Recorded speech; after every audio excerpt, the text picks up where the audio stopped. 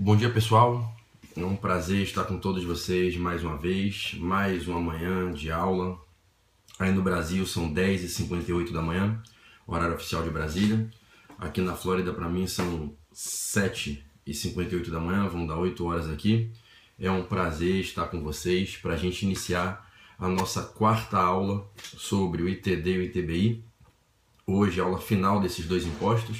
Nós já fizemos 2 encontros em que falamos sobre IPVA, já fizemos 3 encontros sobre ITD e ITBI, e agora nós vamos para o último encontro para conversarmos sobre esses 2 impostos que incidem sobre a aquisição de bens.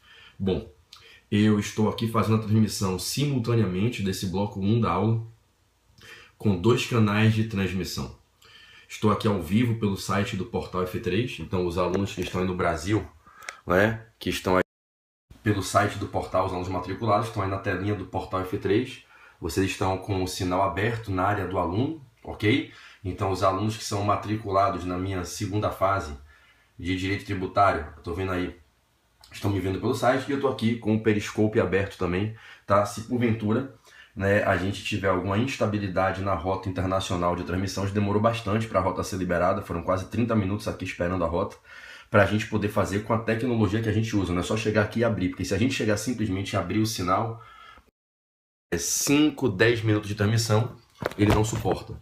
Então, para a gente fazer uma transmissão como a gente faz aqui, de aproximadamente 3 horas de aula, todo dia, a gente tem que ter toda uma rota diferenciada para essa transmissão, para o stream ao vivo suportar e sustentar a fala ao vivo ao longo de muito tempo, uma transmissão de horas. Então a gente pede a liberação do sinal para a distribuidora de sinal e de rota do live e eles mandam para a gente. Tá tudo ok? Então eu estou aqui transmitindo tanto pelo site, e eu estou aqui olhando para a câmera do site, e atrás do meu computador está o meu celular, que eu estou aqui apontando agora aqui, que está a galera pelo Periscope. Se porventura a galera que está no site do portal sentir que ficou instável a rota, aparece para mim aqui, sai e vai para o Periscope, tudo bem? E me assiste pelo Periscope. A galera que está no Periscope, eu vou fazer um pedido. Durante a minha aula não mandem mensagem nenhuma, porque eu não vou ler, tá? Não vou conseguir fazer a leitura, então não vou poder responder durante a fala. Eu estou aqui dando uma aula ao vivo para a galera que está no Brasil, tá? Então eu vou pedir a vocês apenas que botem muitos coraçõezinhos aí na tela, galera do Periscope, professora Jaqueline Elian, um beijo. Galera que está no Periscope, só botando coraçãozinho na tela e convidando os seguidores. Se vocês puderem convidar os seguidores, vai ser uma aula muito top, tá? E eu tenho certeza que vocês vão gostar bastante, tá? Dessa aula. Então mandar um beijo para Cirlane, que pediu para a galera aí parar as mensagens. Valeu, Si. Um beijo para Sami, você, Cirlane. Olha o Andreas lá do CCP que estava comigo. Um beijão, Andreas. Beijão para Lilian do CCP, que eu também vi que está por aí. Beijão para Aninha, da minha segunda fase, Paty, que está lá no Maranhão me assistindo, Fran, que está em Santa Catarina, um beijão para Lid, para Dira, para Cirlane, Sami, Nelminha, Cléa, Paty, Fi, um beijo para todas vocês, tá? Amo muito, amo de paixão, e eu vou começar a aula aqui, tá certo? Então, vou pedir a vocês aqui do Periscope aqui, sem mensagens, certo? E a partir de agora, vamos tocar. Vamos embora, que a gente tem aqui que bater um papo muito bacana sobre ITBI e ITCMD. Tudo bem? Então, deixa eu só ver se aqui tá tudo ok. Será que vai cair a transmissão? Pera aí. Perfect Extreme, 502 kbps. Vamos lá. Que aqui deu uma estabilidade aqui no meu monitor de retorno. Até 10 minutos de transmissão ele pode derrubar. Então, vamos lá. Normalmente eu começo a dar aula depois dos 10 primeiros minutos, mas eu já vou começar agora, até pelo avançado horário. Hoje demorou muito para liberar essa rota para mim, para fazer o ao vivo aqui por dentro do site. Foi uma sofrência aqui esperando, tá? Então vamos lá. Galera, pontos finais de TCMD e ITBI. Vamos fazer uma rápida recapitulação da matéria, muito rápida, um voo panorâmico. Ontem a gente conversou muito sobre tributação nas transmissões causa-morte e eu deixei alguns pontinhos pendentes. Tudo bem? Tudo ótimo. Vejam bem. O ITCMD, vocês aprenderam nesses 4 dias comigo, Vocês aprenderam que o ITCMD, ele é um imposto que incide sobre 2 perfis de fatos geradores. As transmissões causa-mortes e as doações. O ITCMD vocês aprenderam comigo nessa semana, essas últimas 4 manhãs que a gente teve junto, mais de 12 horas aí de aula, né? Vocês aprenderam que o ITCMD ele incide quando pessoas adquirem bens ou porque alguém morreu e deixou esses bens transmitindo-os em razão da morte, e aí seja o herdeiro, seja o legatário, ou porque em vida se celebrou um contrato de doação e alguém recebeu bens por doação. Vocês aprenderam essa semana que o ITCMD é o imposto com o qual o Estado tributa aquisições de bens, ora porque alguém morreu, ora porque houve um contrato de doação em que um doador transmitiu bens ao donatário. Tudo bem? Já o ITBI, o que vocês aprenderam? Que o ITBI incide quando ocorrem transmissões intervivos onerosas de bens imóveis ou de direitos reais relativos a imóveis, desde que não sejam direitos de garantia.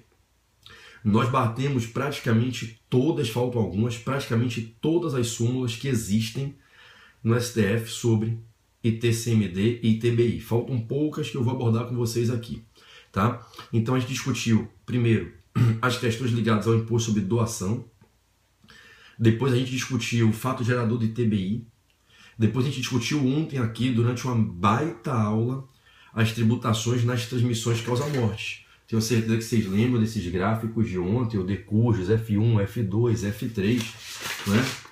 Todo o material que a gente trabalhou ontem aqui, correto? Explicando base de cálculo, alíquota, progressividade do ITCMD, tudo a gente trabalhou com muito carinho. Ontem foi uma aula top, como tem sido todas, né? Mas a de ontem foi sensacional.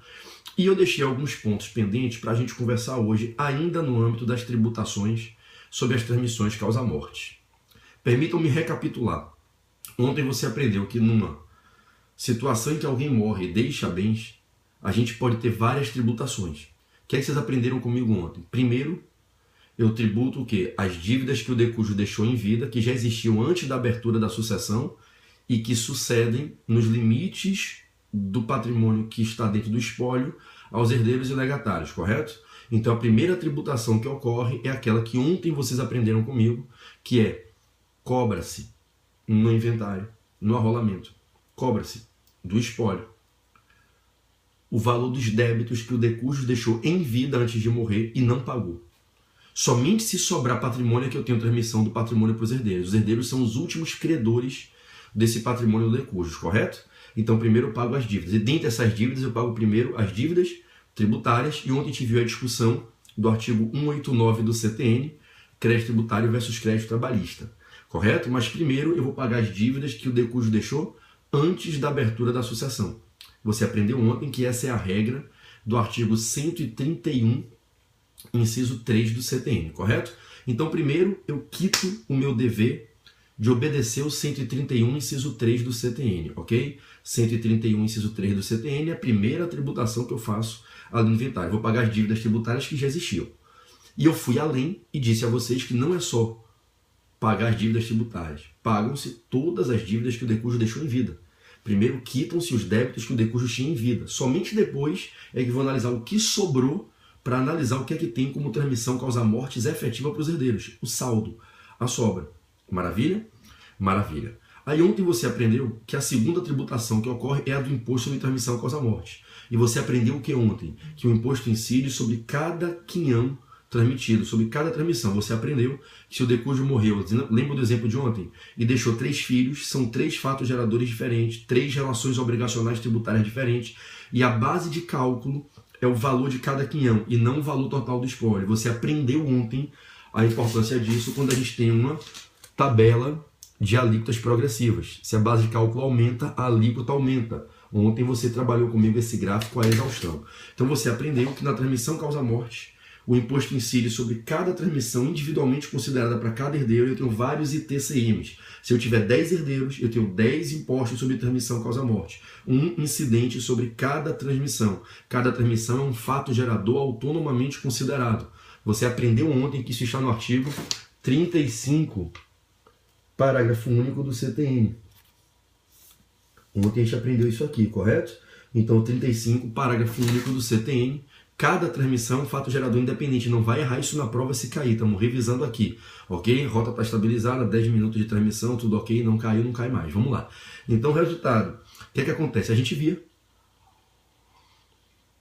que o terceiro momento de tributação no inventário é aquele em que se tem que pagar as dívidas oriundas dos fatos geradores que ocorrem no curso do inventário, no curso do arrolamento. Ok? O decurso já morreu, são fatos geradores praticados pelo próprio espólio. Se o inventário dura 10 anos, lembra do exemplo de ontem? Tem um carro no espólio, tem um imóvel, tem rendas aplicadas. Todo ano tem que declarar o imposto de renda do espólio, tem que pagar o IPVA do carro, pagar o IPTU do imóvel. Então o terceiro momento da tributação é a gente tem que quitar as dívidas tributárias que surgem durante o processo, antes da partilha, senão não tem partilha. Só vai para a carta de partilha, para o formal de partilha e expedição da carta, depois de quitar tudo. E aí, por fim, se para se chegar à partilha for necessário dividir, fazer quebra da igualdade dos direitos hereditários, e algum herdeiro tiver que fazer cessão de direitos hereditários para outro, a gente aprendeu ontem que a cessão de direitos hereditários é ato inter vivos. Ok? Um herdeiro cedendo seus direitos hereditários, suas cotas sobre o espólio, no todo ou em parte, para outro herdeiro. E a gente aprendeu que incide imposto. Se essa cessão de direitos hereditários for a título gratuito, ela é equiparada à doação e incide o ITD pelo D de doação, não é transmissão causa-morte. O herdeiro que aceitou a herança está transmitindo o seu quinhão no todo ou em parte do seu quinhão ou todo o quinhão para outro herdeiro. Ele está decrescendo para outro herdeiro a crescer. Incide imposto. Se foi gratuito, se não teve remuneração, não teve reposição financeira, não teve pagamento, ITD, pelo D de doação. Se teve pagamento, ITBI, porque a cessão de direitos hereditários é a cessão de bens imóveis. Lembre que direitos hereditários são bens imóveis. Artigo 80, inciso 2 do Código Civil, a gente citou isso ontem. Então, cessão onerosa de direitos hereditários, um herdeiro está cedendo seus direitos hereditários para o outro, isso é um negócio jurídico entre vivos. O cessionário, que é o adquirente, está pagando para adquirir os direitos hereditários do cedente. Ele está comprando, aspas, cotas, ações em cima desse espólio, para aumentar o percentual dele. Se ele está pagando por isso, se a cessão dos direitos hereditários é mediante reposição, é mediante torna, reposição quer dizer pagamento, incide o ITBI. E a gente citou ontem a súmula 116 do STF. Tudo bem? 116 do STF que vai falar que incide o imposto, né, o ITBI, o ITIV, o Imposto sobre Transmissão Intervivos de Bens Imóveis a título oneroso, sobre o valor da reposição. Tudo bem? Até aqui foi o que a gente matou ontem. Ontem você viu que se todos os herdeiros renunciarem abdicativamente pro monte, a herança fica vacante, quem herda é o município e o Estado não pode cobrar o ITCM com base na imunidade recíproca. Então não incide TCM na hipótese de herança vacante. Você aprendeu ontem que se todos os herdeiros renunciarem pro monte, renúncia abdicativa global, universal, todo mundo renunciou, quem vai herdar é o município, aí não incide imposto. Herança vacante, imunidade recíproca, não incide imposto. Mas se os herdeiros confirmarem, aceitarem a herança e receberem, incide o imposto. E aí depois, se eles fizerem cessões de direitos hereditários, incide imposto de novo. Se eles receberem a herança, incide o imposto pela transmissão causa-morte, do decujo para eles. Depois que aceitou, se quiser negociar, doar ou vender seu patrimônio, vender ou doar seus direitos hereditários, incide imposto, ok? Ontem você aprendeu comigo que a base de cálculo do ITCMD e a base de cálculo do ITBI é o valor real em condições normais de mercado do quinhão. É o valor do bem doado. É o valor do bem que foi objeto da transmissão intervivos, né? Aquele bem imóvel, aquele direito real, né? De propriedade ou outro que não seja de garantia. A base de cálculo é o valor do imóvel. Artigo 38 do CTN, ontem você aprendeu comigo, artigo 38 do CTN, a base de cálculo do ITCMD e do ITBI é o valor da coisa doada, deixada em herança ou transmitida, no caso do ITBI, a transmissão do bem imóvel, ok? A gente viu que na arrematação em asta pública, a base de cálculo é o valor do lance da arrematação, e a gente viu que na transmissão causa-morte, a base de cálculo é o valor líquido.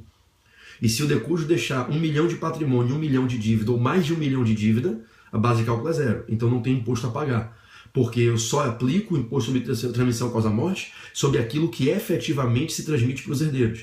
Ontem você aprendeu que se o decújo deixou, meu exemplo era 900 mil de patrimônio, e deixou 600 mil de dívida, primeiro se pagam os 600 mil, sobram 300 mil, que é o que se transmite aos herdeiros. Então o imposto não vai incidir sobre 900, vai incidir sobre os 300. Mas você viu que não é sobre 300 bruto. Esses 300 já é o líquido, né? deixou 900 de patrimônio, deixou 600 mil de dívida, sobrou 300, já é líquido. Só que a gente viu que esses 300 eu tenho que dividir pelo número de herdeiros. Se forem 3 herdeiros, 100, 100 e 100. O imposto incide sobre 100, o imposto incide sobre os outros 100 e o imposto incide sobre os outros 100. Não é sobre os 300 juntos. São 3 tributações se forem 3 herdeiros. Se fossem 5 herdeiros e eu deixei 300, 60, 60, 60, 60, 60. O imposto incide sobre 60. E você aprendeu que a base de cálculo, quanto menor, menor pode ser a alíquota se eu tiver alíquota progressiva naquele estado.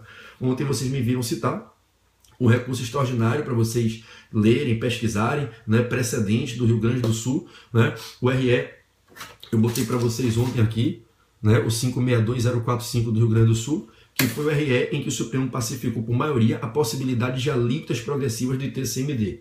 Ontem, deixa eu procurar aqui outro gráfico, você também aprendeu, né, rapaz, a gente fez tanto gráfico, que o Senado, desde 1992, com a resolução do Senado Federal 9 de 92, fixou a alíquota máxima em 8%, correto? Você aprendeu que o ITCMD tem alíquotas máximas de 8% fixáveis, foram fixadas pelo Senado Federal na resolução 9 de 92. Tudo isso é aula de ontem, eu estou aqui fechando essa reintrodução. Maravilha? Bom, eu quero entrar com 3 temas quentes de prova, maravilhosos, todos simulados no Supremo, que podem cair na sua prova, nunca caíram na prova da OAB segunda fase, caem recorrentemente em provas de procuradoria, tá? Então eu queria trazer para você 3 questões muito quentes sobre as tributações nas transmissões causa-morte, ok? Nas transmissões causa-morte. A primeira é a seguinte, vamos lá. De cujos faleceu. Você consegue, eu quero falar sobre o momento da tributação, ok? O que eu vou falar agora é o momento em que ocorre a tributação e qual é o momento de eu definir a base de cálculo, a alíquota. Então nós vamos conversar um pouquinho sobre o momento da tributação, ok?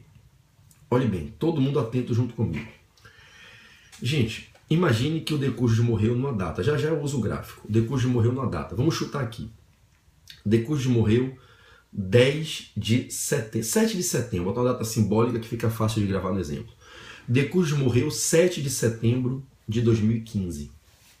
7 de setembro de 2015 faleceu o de cujos. Ok?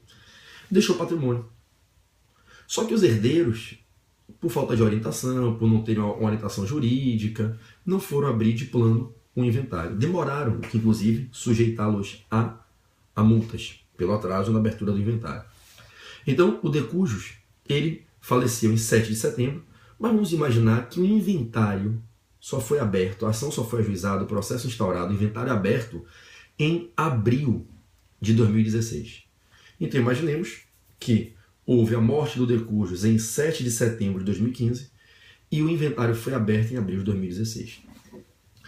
Ajuizada a ação, instaurado o processo, aberto o inventário, nomeado o inventariante, declarados quem são os herdeiros ou renunciam abdicativamente, e tem que ser de modo expresso, ou estão confirmando que aceitam a herança, ok? O que é que o inventariante vai fazer? Ele vai fazer a declaração dos bens que o de cujos está deixando, que serão no inventário o objeto da discussão entre os herdeiros para que se tenha uma partilha dessa herança. Então declarar-se-á o que é a herança, quais são os bens que integram esse chamado espólio. A gente sabe que o espólio é um ente despersonalizado, é a natureza jurídica dele, conforme entendimento majoritário na doutrina brasileira. O espólio é uma pessoa sem personalidade jurídica, ele é um ente despersonalizado, e eu, em particular, entendo que ele é uma grande universalidade jurídica, um complexo de relações jurídicas ali, incluindo direitos materiais, imateriais, créditos, débitos, relações.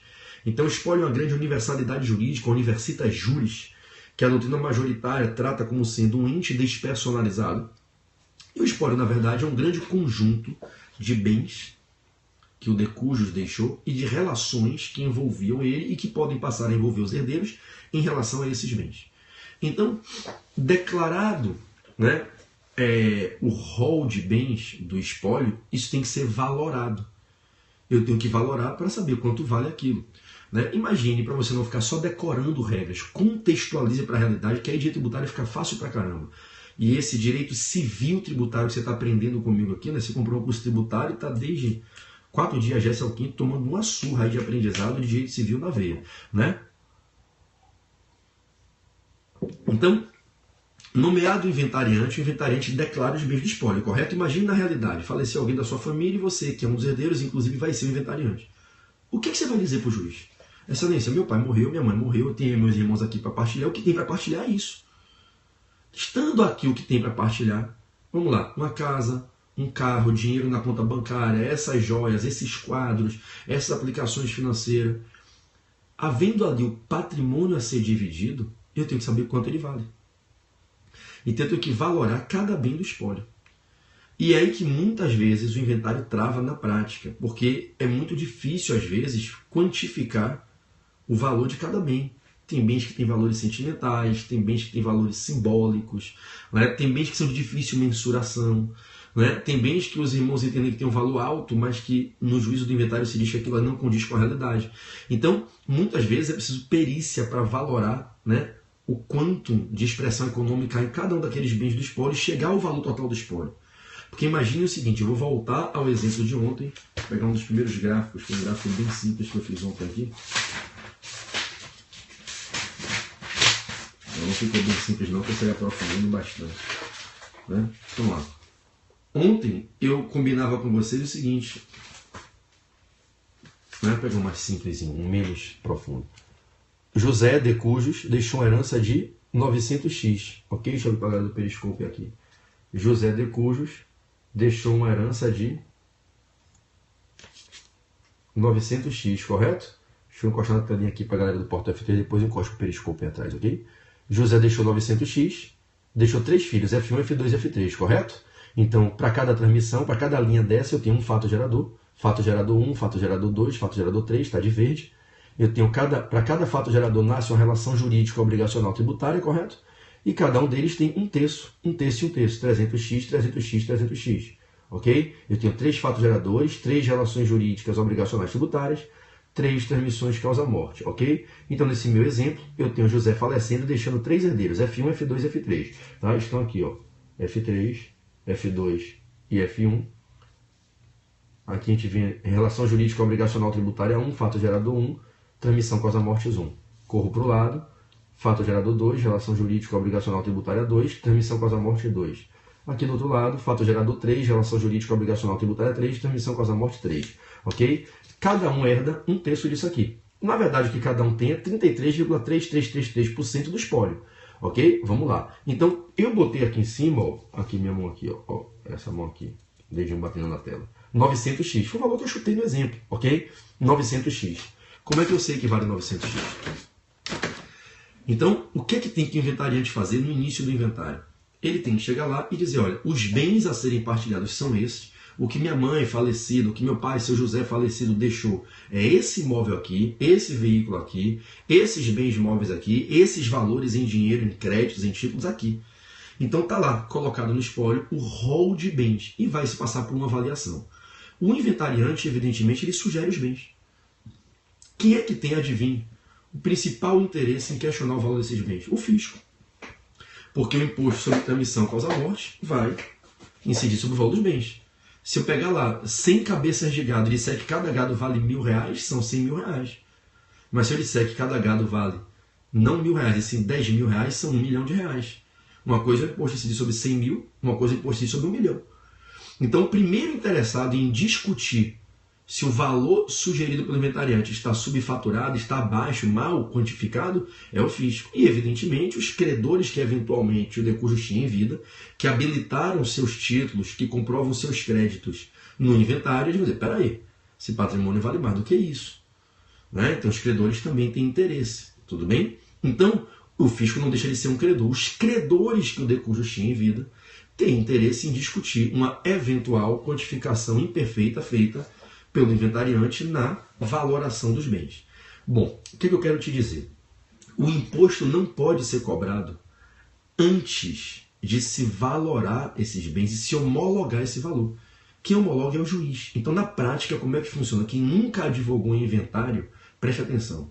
O inventariante sugere, e isso é o correto, não quer dizer que sempre vai ser feito assim na prática. Tem muita coisa que é feita na prática diferente do que é o correto. Vou te explicar o que é o correto. O correto é o inventariante sugere o valor, a fazenda toma vista dessa sugestão de valor definida no termo ali apresentado